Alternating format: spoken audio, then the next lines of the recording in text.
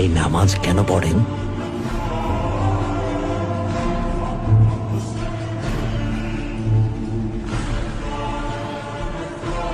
নামাজের মাধ্যমে শুকরিয়া আদায় করি। এর মাধ্যমে আল্লাহ তাআলাকে স্মরণ করি, আল্লাহর কাছে ক্ষমা চাই।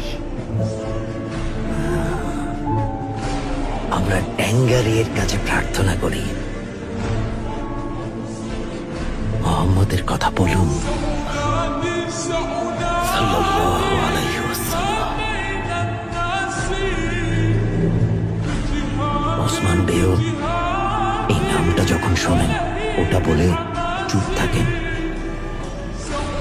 কেন?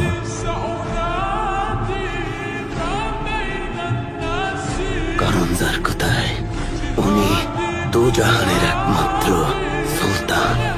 তো উনি ছিলেন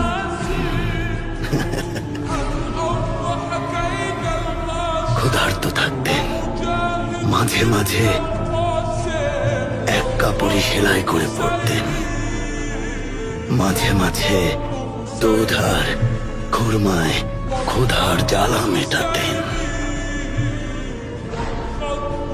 তাহলে ওনাকে সুলতান কেন বলে? ওনার কিছুই ছিল না, পেট ভরে খেতেও পারতেন না।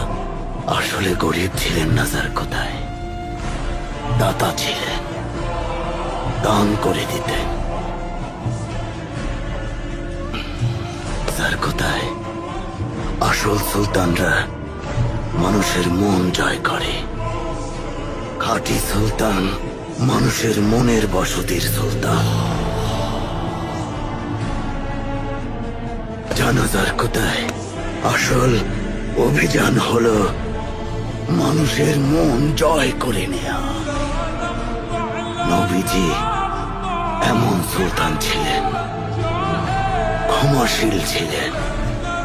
উনি দুনিয়ার সবার কথা চিন্তা করতেন।